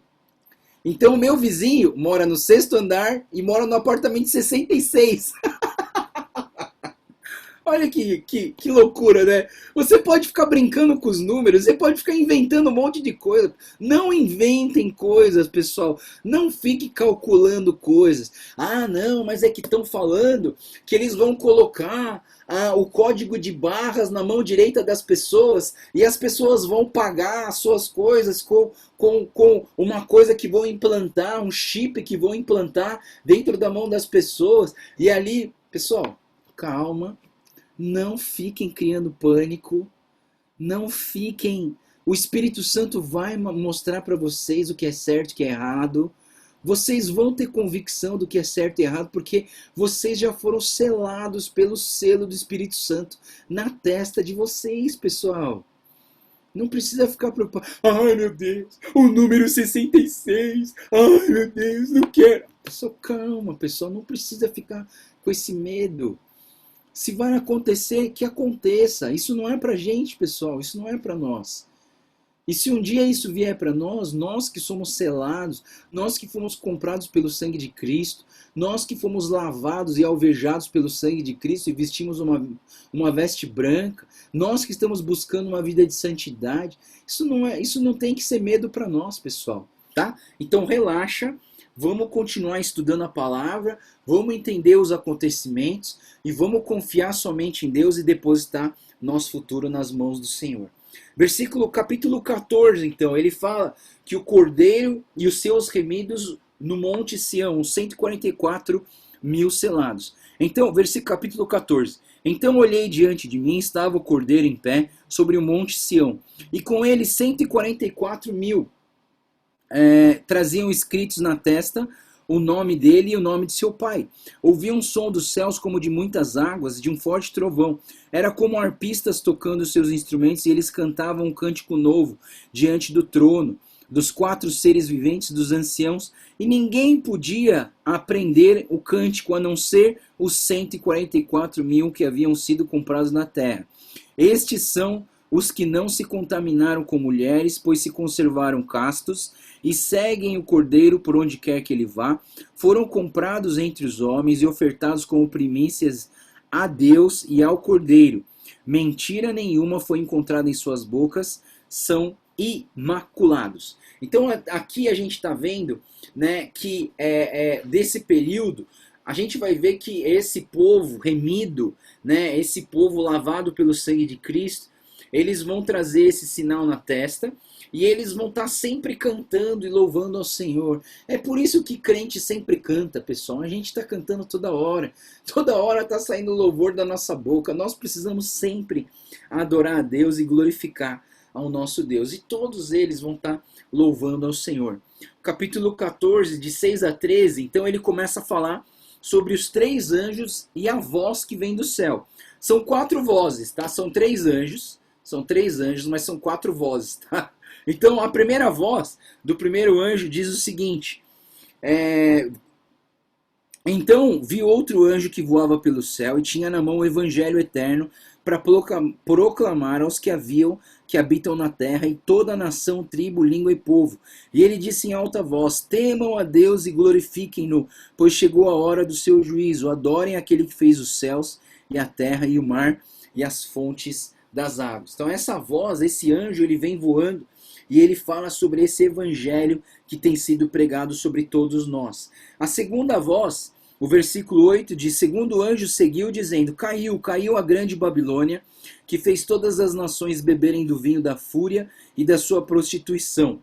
A terceira voz vem dizendo que, versículo 9, o terceiro anjo seguiu dizendo em alta voz: se alguém adorar a besta e a sua imagem e receber a sua marca na testa, na mão, também beberá o vinho do furor de Deus que foi derramado sem mistura no cálice da sua ira. Será ainda atormentado com enxofre ardente, a presença dos santos anjos ao Cordeiro, e a fumaça do tormento de tais pessoas sobe para todos sempre, para todos os que adoram a besta e a sua imagem, e para quem recebe a marca do seu nome.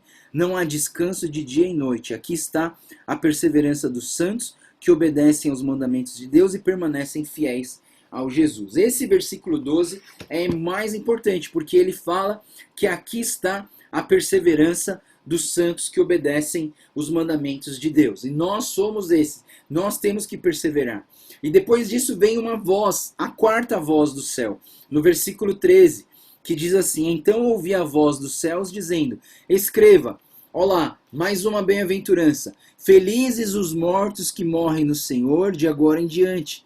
Diz o Espírito: sim, eles descansarão das suas fadigas, pois as suas obras os seguirão.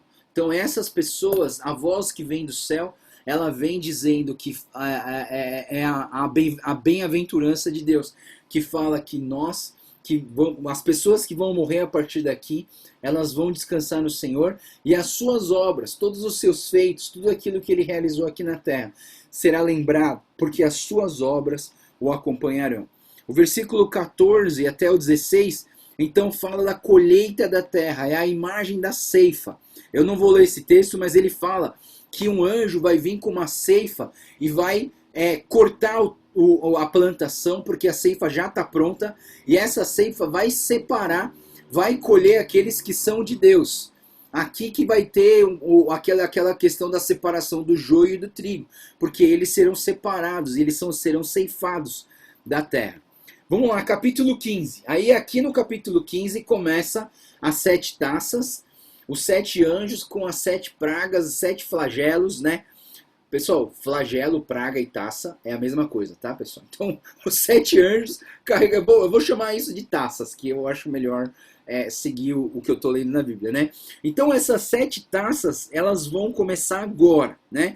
O capítulo 15, assim: vi do céu outro sinal, grande e maravilhoso, 7 anjos com as 7 últimas pragas, pois elas se completa a ira de Deus. Vi algo semelhante a um mar de vidro misturado com fogo em pé, junto ao mar, que tinham vencido a besta, a sua imagem e o número do seu nome.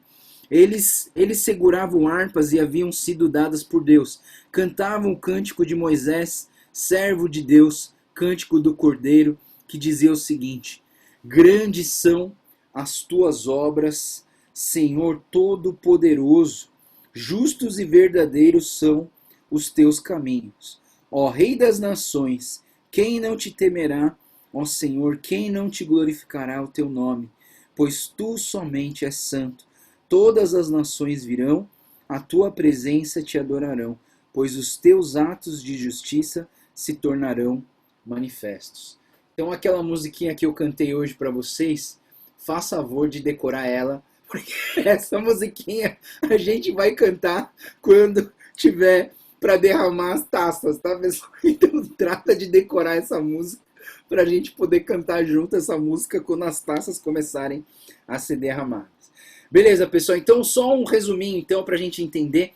As 7 taças, elas vão trazer para nós, elas são para quem? Elas não são para nós. Nós somos esses aqui que estão cantando grandes e maravilhosas são as tuas obras, Senhor. Mas essas taças são para os que adoram o anticristo.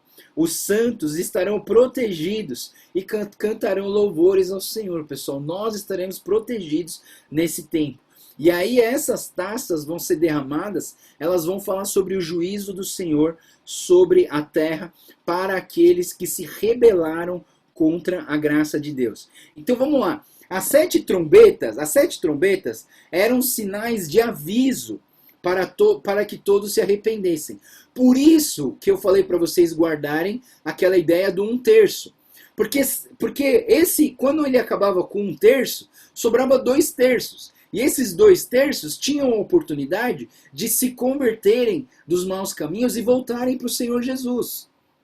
Então as trombetas eram avisos para que as pessoas pudessem voltar, se arrepender dos seus pecados e voltar para os caminhos do Senhor. Mas agora a gente vai falar sobre as 7 taças. E aqui não é mais 1/3. Aqui vai ser tudo destruído. Tudo vai ser arrebentado. Por quê? Porque não tem, é o derramamento total da ira do Senhor. É o cumprimento da promessa. Então presta atenção, as 7 trombetas são avisos. E as 7 taças são os cumprimentos da promessa de Deus. Então, presta atenção nessa frase que eu vou falar agora. Toda a ira de Deus derramada é justa e reflete a justiça de Deus. Tá, pessoal? Isso aqui é muito importante. Porque você começa a olhar tudo isso aqui e você fala assim, ai, coitadinho das pessoas que estão sofrendo. Não, pessoal, isso aqui não é coitadinho, não. Isso aqui é a justiça de Deus. Deus está tratando a justiça de Deus e vai refletir, aqui a gente vai ver o reflexo, a manifestação da glória, da justiça de Deus sobre as nossas vidas. Sobre a vida dos justos que vão ser guardados e sobre a vida dos injustos que serão assolados com maldade, com maldade não, com a justiça de Deus, o castigo de Deus sobre a vida das pessoas. Então eu pergunto para vocês, Deus castiga? Claro que castiga. Quando chegar o tempo do cumprimento das promessas, Deus vai castigar. Deus vai castigar com toda a sua ira. E se você for pensar comigo, pessoal, quando Jesus Cristo morreu na cruz por nós, aquilo não foi a revelação da justiça de Deus? Jesus Cristo não teve que sofrer o castigo do mundo para que pudesse nos salvar? Eu queria que você pensasse, pessoal, todos esses cálices que a gente vai ver. Toda vez que Jesus falava, Deus, passa de mim esse cálice, mas que não seja feita a minha vontade, mas a sua. Todos esses cálices da ira de Deus foi derramado sobre Jesus Cristo, para que cada um de nós tivéssemos a oportunidade de receber vida em abundância, vida eterna, através daquele que morreu numa cruz por nós e derramou do seu sangue pelas nossas vidas. Vamos lá, pessoal. As 7 taças começam no capítulo 16 e diz assim, então, ó pessoal, já está quase dando 11h30, eu não vou parar, né? Se você que tiver coisa para fazer, pode ir, fica à vontade. Ah, pastor Joel, eu tenho que fazer almoço. Vai fazer almoço, vai preparar o Réveillon, sei lá, vai fazer o que você quiser, fica à vontade. Eu vou terminar isso aqui, vai ficar gravado, depois você pega, tá? Vamos lá. As 7 taças, né? Capítulo 16. Então ouvi uma forte voz que vinha do santuário e dizia aos 7 anjos: vão derramar sobre a terra as 7 taças da ira de Deus. O primeiro anjo foi e derramou a sua taça pela terra, e abriram feridas malignas e dolorosas naquele que tinha a marca da besta e adoravam a sua imagem. Então vamos lá. O primeiro anjo derramou a primeira taça. Essa primeira taça eram feridas malignas e dolorosas que atacavam quem? Atacavam as pessoas que seguiam a besta, que tinham a marca da besta, que seguiam o anticristo. A segunda taça do versículo 3, ele diz assim: o segundo anjo derramou a taça no mar, e esse se transformou em sangue, como de um morto, e morreu toda a criatura que vivia no mar. Agora não é mais um terço, agora é tudo que vai morrer. Então sobre o mar, essa taça é lançada, o interior dessa taça foi lançado no mar, e o mar se tornou como sangue. E morreram todos os animais. Terceira taça, versículo 4 até o versículo 8. O terceiro anjo derramou a sua taça nos rios e nas fontes, e eles se transformaram em sangue. Então ouvi um anjo que tem autoridade sobre as águas dizer: tu és justo, tu és santo, tu és o que eras e que tu és e o que eras, porque julgaste essas coisas, pois eles derramaram o sangue dos teus santos e dos seus profetas, e tu lhe deste sangue para beber como eles merecem. Ouvi o altar responder: sim, o Senhor Todo-Poderoso, verdadeiros e justos são os teus juízos. Né? Então aqui a gente vê que esse sangue que foi derramado, aos rios e as fontes que se transformam em sangue, são o sangue dos mártires, das pessoas que eles mataram por causa do evangelho, que mataram. Sabe, pessoal, eu fico pensando, é o sangue do Estevão, que foi apedrejado até a morte, né? É o sangue do Paulo, que foi decapitado em Roma. É o sangue do Pedro, que foi crucificado de ponta cabeça. É o sangue de pessoas que morreram por causa do evangelho. E essas pessoas que mataram, essas pessoas que não querem Jesus Cristo como Senhor das vidas deles, eles vão ter que beber esse sangue. Porque não vai ter outra coisa para beber além desse sangue. Por isso que a água se transformará em sangue. A quarta taça, versículo 8 e 9.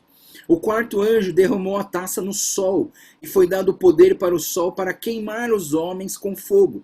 Estes foram queimados pelo forte calor e amaldiçoaram o nome de Deus, que tem domínio sobre essas pragas. Contudo, recusaram arrepender-se e glorificá-lo. Então aqui nessa taça é uma ação cósmica, onde o sol ele ganha uma força maior e ele começa a queimar as pessoas com o calor e recusam a se arrepender. Aí começa, né? Ah, eu vi lá na praia que tá tendo um sol que tá queimando as pessoas. Então, final... Não, pessoal, então não fiquem especulando, não fiquem inventando história, não fiquem inventando, especulando ideias sobre o dia do juízo. Vamos ficar tranquilo. As coisas que acontecerem, se elas acontecerem, elas vão acontecer e a gente vai entender tudo o que está acontecendo. Não precisa ficar preocupado, não precisa ficar com medo. Quando você ouve uma dessas fake news, não fica assustado com medo, mas confia no Senhor que Ele vai realizar todas as coisas.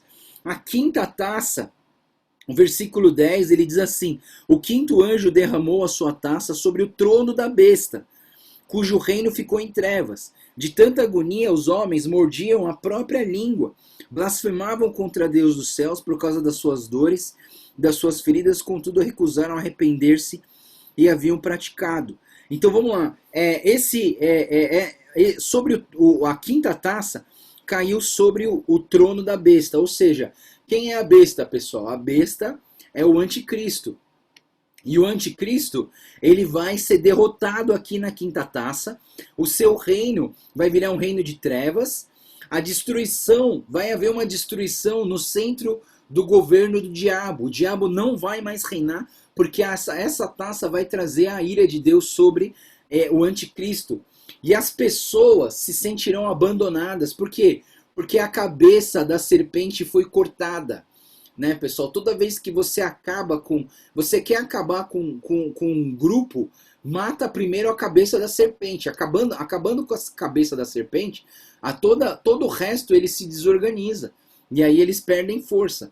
Mas mesmo assim, mesmo com a quarta taça, mesmo com a quinta taça, as pessoas se recusam a entender que eles precisam se arrepender e que eles precisam voltar para os caminhos do Senhor. Mas aqui, pessoal, também não adianta, pessoal, porque aqui não vai ter mais ação misericordiosa de Deus para receber essas pessoas. Então aqui é só a ira de Deus atacando mesmo. A sexta taça é o Armagedon. Vamos lá, versículo 12. O sexto anjo derramou a sua taça sobre o grande rio Eufrates, e secaram-se as suas águas para que fosse preparado o caminho para os reis que vêm do Oriente. Então vi saírem da boca do dragão, da boca da besta e da boca do falso profeta. Olha só, os três espíritos imundos, o dragão, a besta e o falso profeta. Versículo 14, são espíritos de demônio que realizam sinais milagrosos. Eles vão aos reis, todo mundo, a fim de reuni-los para a batalha do grande dia do Deus Todo-Poderoso. Eis que venho como um ladrão. Feliz aquele que permanece vigilante e conserva consigo as suas vestes, para que não ande nu e não seja vista a sua vergonha. Aqui no versículo 15 a gente vê a outra bem-aventurança. Qual que é a bem-aventurança? Felizes são aqueles que permanecem sempre atentos. Lembra que eu falei para vocês, pessoal, qual que é o segredo da alegria e da felicidade? Aqui a gente tem várias dicas para viver uma vida feliz aqui na Terra.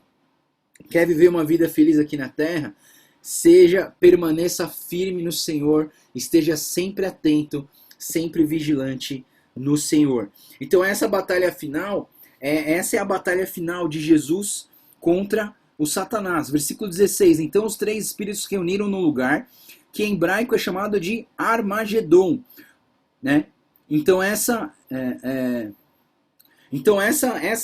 aqui a gente vê essa batalha, aqui que vai começar essa batalha contra os judeus de Jerusalém. Por quê, pessoal? Eu já falei para vocês.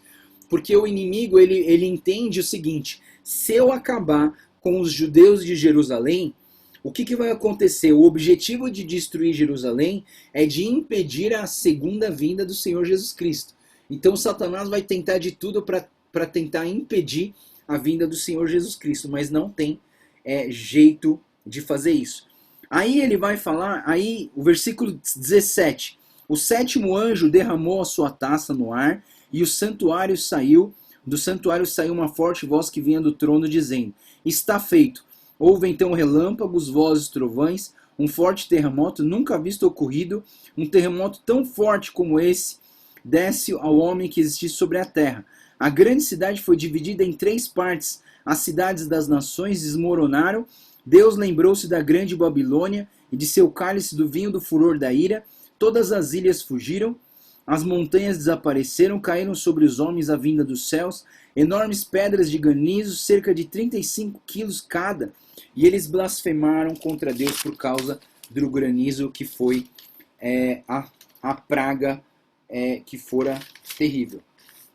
Então, a sétima taça é o juízo final, é o terror do dia do juízo do Senhor. E por isso, hoje é tempo de arrepender-nos dos pecados, né, pessoal? Então, tudo isso aqui é para a gente prestar atenção, pessoal.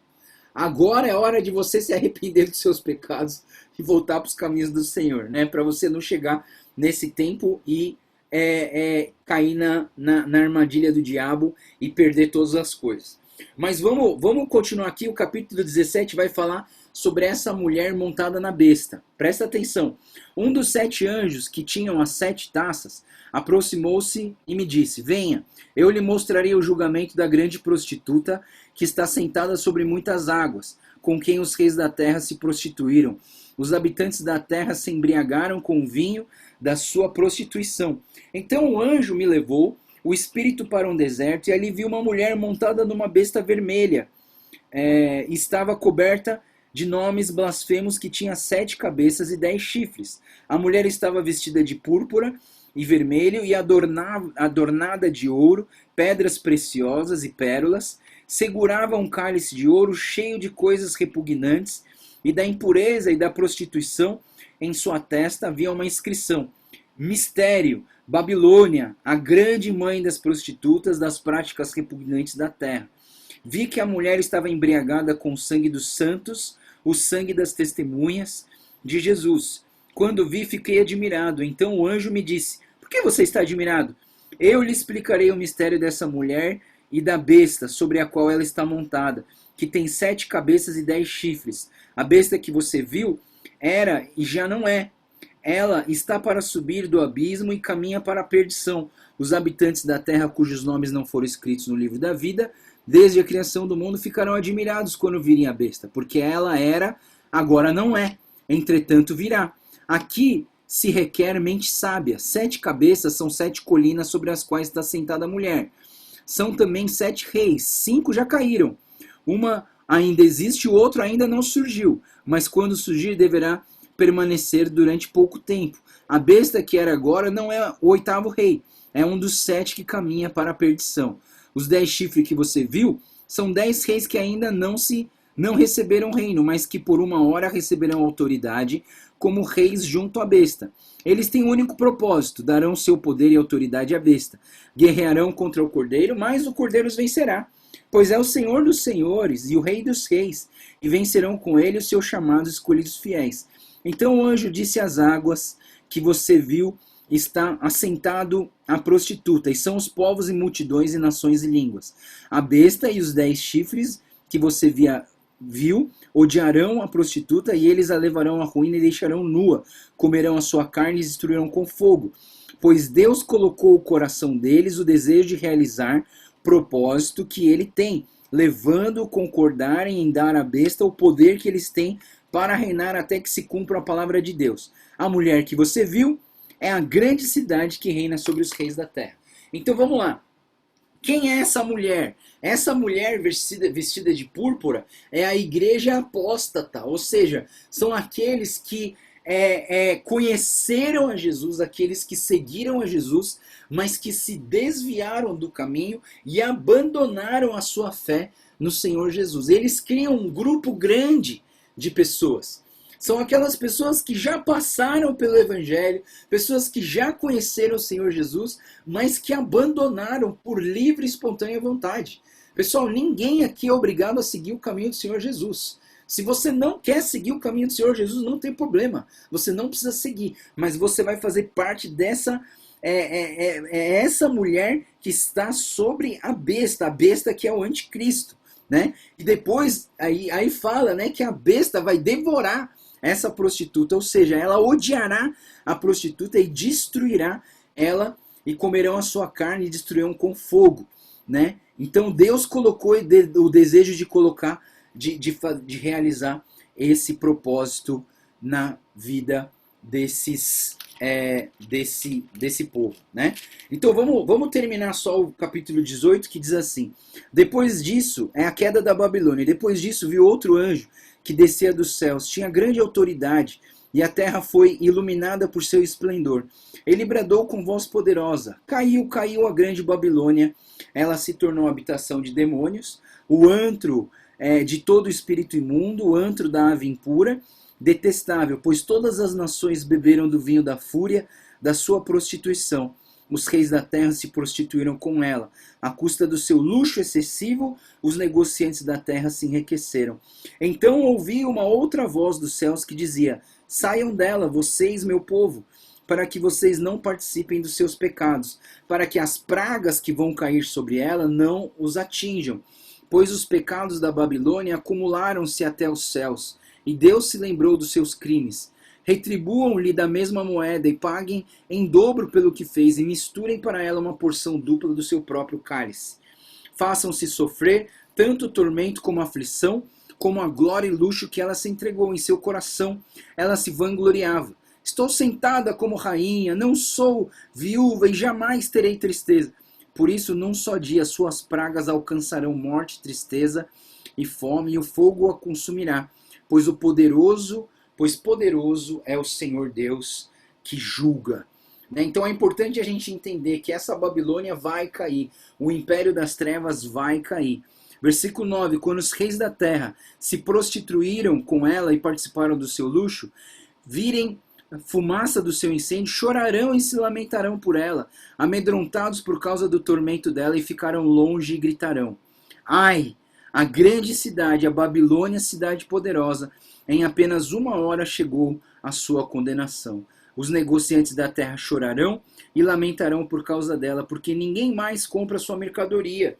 Os artigos como ouro, prata, pedras preciosas, pérolas, linho fino, púrpura, seda, tecido vermelho, todo tipo de madeira, de cedro, peças de marfim, madeiras preciosas, bronze, ferro, mármore, canela, outras especiarias, incenso, mirra, perfumes, vinho, azeite de oliva, farinha fina, trigo, bois, ovelhas, cavalos, carruagens, corpos e algumas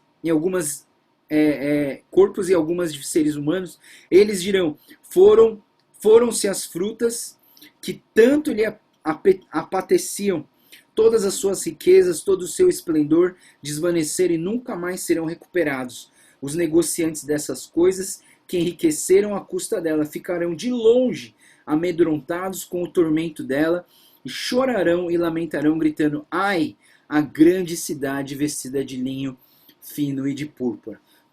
Versículo 17, todos os pilotos e passageiros e marinheiros dos navios ganham a vida no mar, ficarão longe, ao verem a fumaça de incêndios, clamarão: outra cidade jamais se igualou à grande cidade. E a grande cidade lançarão o pó sobre a cabeça, lamentando-se e chorando: ai, a grande cidade, graças à sua riqueza, eles prosperaram. Todos que tinham navios no mar, apenas em 1 hora ela ficou em ruínas. Versículo 21. Então o anjo poderoso levantou uma pedra do tamanho de uma grande pedra de moinho e lançou ao mar e disse: com igual violência será lançada por terra a grande cidade da Babilônia, para nunca mais ser encontrada. Nunca mais se ouvirá em seu meio som de arpistas e músicos e flautistas. Nunca mais nascerá dentro dos seus muros artífice algum. Versículo 23. Nunca mais brilhará dentro dos seus muros a luz da candeia, e nunca mais ouvirá a voz do noivo e da noiva. Seus mercadores eram grandes no mundo, e todas as nações foram seduzidas por suas feitiçarias, e nela encontraram o sangue dos santos e todos que foram assassinados. Bom, queridos, é importante você entender que a palavra Babilônia significa confusão, né? E a gente tem aqui o fim da bagunça, e amanhã a gente vai ver o capítulo 19 até o 22, e a gente vai entender o nosso grande aleluia e a grande promessa que Deus tem para nós sobre a nova Jerusalém. Ufa! Meu Deus do céu! Foi um devocional mais difícil que eu fiz na minha vida.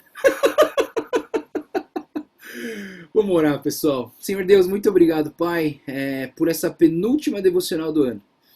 Obrigado, Deus, porque o Senhor tem nos abençoado tanto com todas essas informações.